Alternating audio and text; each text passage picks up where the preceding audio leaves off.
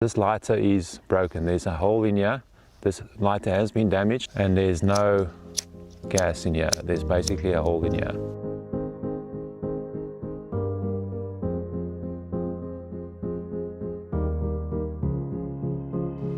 I made it through the night.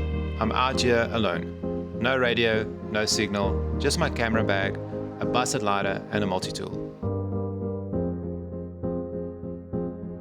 This place gets dangerous. Lions, buffalo, they move through here. So the first thing I need to do is find a safe spot, get a fire going, and then later see if I can find some water.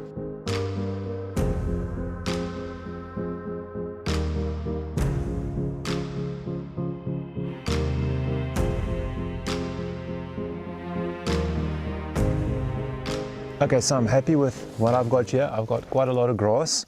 That's going to be your fire starter or your initial ignition to fire. And this is going to be like the secondary one. This is your small twigs, and this is going to be laid on top of that if that burns, when that burns. And yeah, your preparation is crucial, guys. You need to make sure that you are prepared if you get a flame. And when I've got my wood here that I'm going to burn, I'll get some more obviously, but this is just to get the fire going. You need your empty lighter. This one is empty. I've broken this guard off here. That's what I usually do. It just makes it easier. And guys, this lighter is broken. There's a hole in here. This lighter has been damaged and there's no gas in here. There's basically a hole in here. And then you're going to need a multi-tool or a knife. What I like to do is I like to use a file on this multi-tool. You can also use a knife. I like to use a rock. Then what you want to do is you want to get this plastic off and you want to lay it on top of this rock here.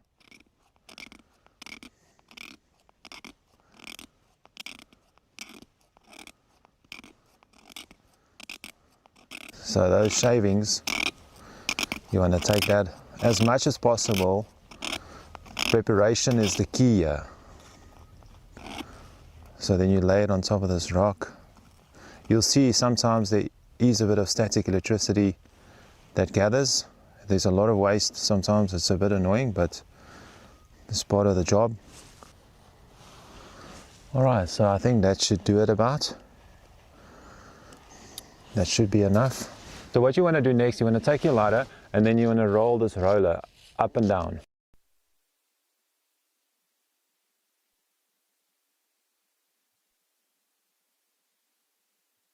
Yeah, that sun is coming over the horizon now. I'm still busy here.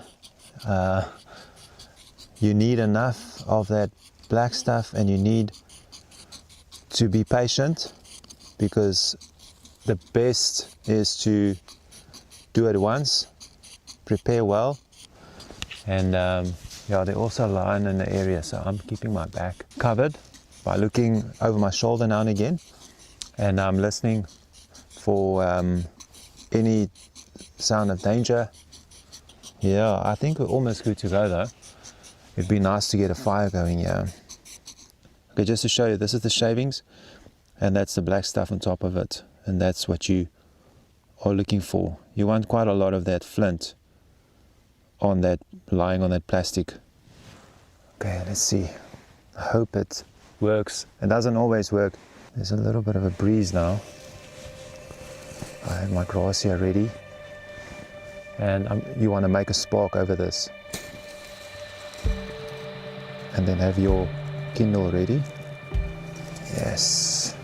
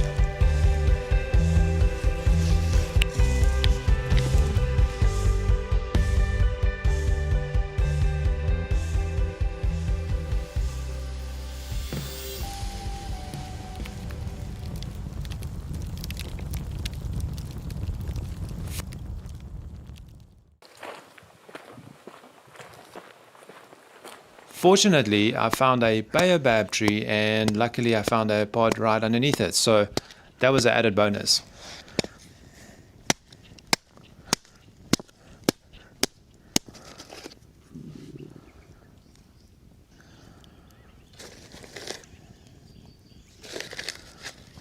This is how it looks inside.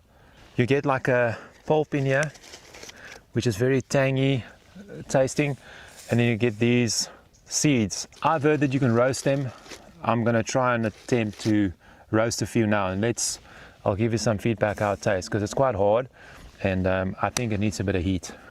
In this form, and it's not roasted, it's quite hard, the seed inside, but on the outside is quite a nice pulp, and it's a very tangy taste, and it's high in vitamin C, so you can just put it in your mouth, suck on it until you get to the seed, and then you can just spit it out, because it's too hard when it's not roasted. All right, so I have my fire in the background. My baobab seeds are roasting, and hopefully it's going to taste nice. I'm going to get some more fire. I'm going to give it about a half an hour, and then we're going to try the baobab seeds. This is how it looks when it's roasted. Yeah, you can probably go a little bit more, but I'm pretty hungry, so I want to get going. And yeah, I'll try this one first. It's very roasty, so obviously it would be better to cook them for a long time, slowly. And but yeah, it's edible. I like the taste. You can't eat all of it. The shell is a little bit hard still, but inside there's some good stuff you need, but it's definitely a lot softer than when it's not roasted. So my overall verdict is, yeah, it might be worth it just to eat the pulp rather than the seeds. I think unless you do it more slowly, which I'll do the next time, that might be a good idea. So what I did now is I put some more seeds next to the fire. I'm going to let them roast slowly, because I'm going to go out scouting now, and by the time I get back this afternoon, I will taste if it's more palatable when you roast it slowly. So maybe that's the secret sauce. I heard some baboons behind me. Hopefully they don't raid my camp.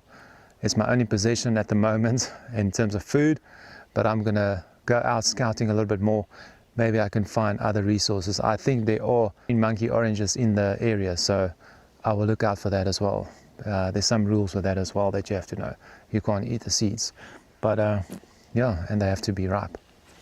I'm out here looking for water, and yeah, the trees are getting a little bit bigger, and also there's a downward slope here, so I think I'm on the right track. Hopefully there's a river up front here.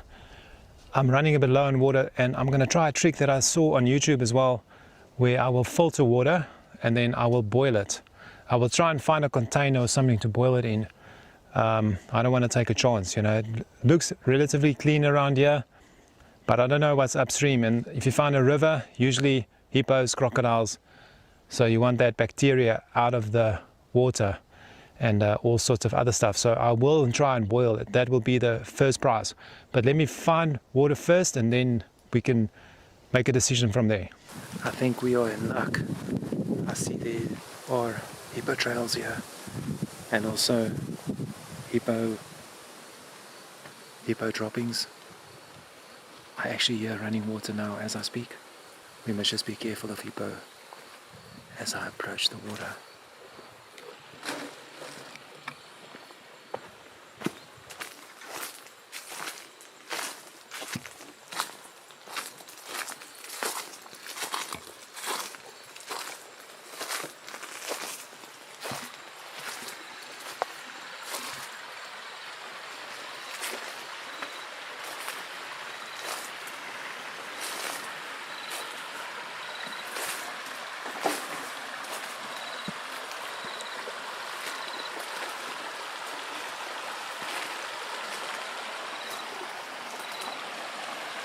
I'm just going to stand here for a little bit. I just want to check the area for hippo, crocodile, and also possibly lion, elephant, other dangerous game, also buffalo. After I think I'm safe, I'll go down to the shallow water and grab some water out of this river. It looks pretty clean, and yeah, Let's see. I see there's quite a lot of buffalo tracks here. So obviously the buffalo came down to drink here. Also a thing to keep in mind. Hyena track here. Alright, so I don't want to spend too much time here. Let's grab the bottle and get going.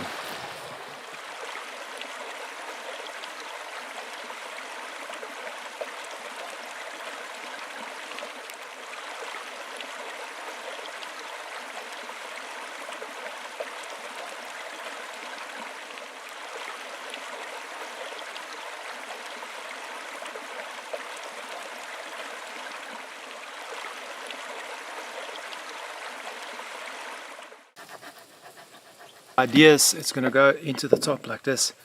You must get it in real tight so it doesn't leak. I'll just clean it off with my knife when we get to camp. So I'm taking this along.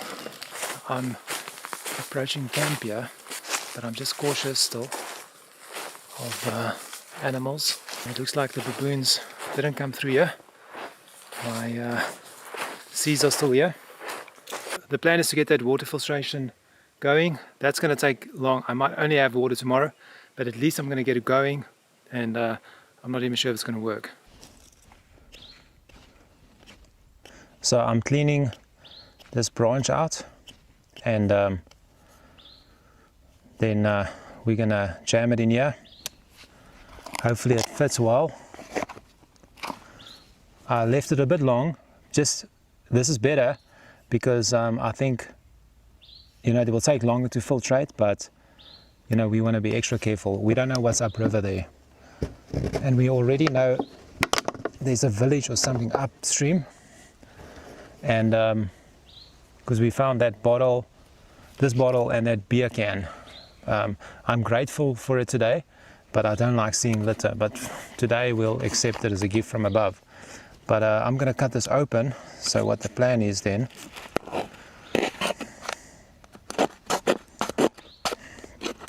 I'm going to cut it like this, so I have 2 containers.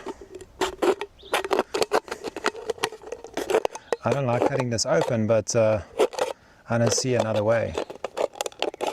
Because it could use it for something, but like an extra bottle, but I've got a big bottle here, and this will just have to do. Alright, so the plan is to put it like that and just put it upside down. I'm just going to find the suitable place for it. Okay, so we have a problem. This is just too small. It goes in too easy and then it seeps through onto the side. So I found this plastic in my camera bag. Luckily I had some items stored in here. Old snacks I think, but this is going to come in handy. So I thought about using plumber's tape, which I obviously don't have, and then I thought I'll make my own plumber's tape. So let's see if this works.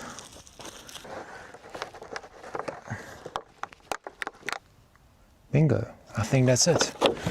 What I thought about doing is building something here to hold the bottle upside down, so the water will obviously run from there through the stump.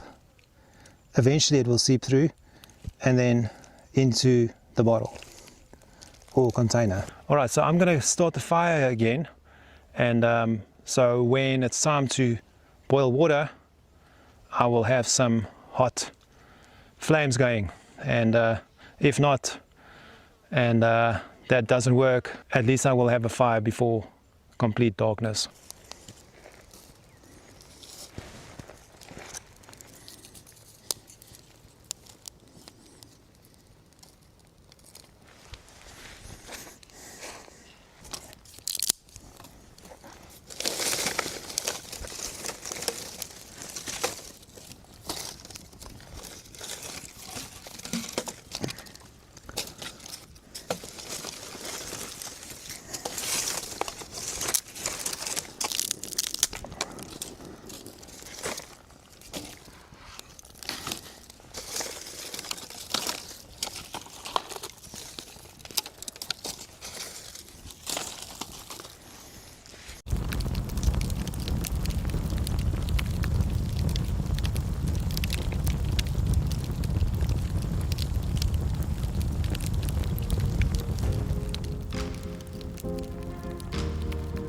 As I sit here by the fire, reflecting on the journey so far, I realize just how challenging survival can be out here.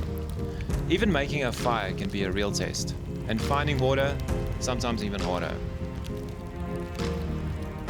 In the next episode, I'll be spending another solo night alone in the dangerous bush. Where will I go? Not too sure yet. You'll have to stick around to find out.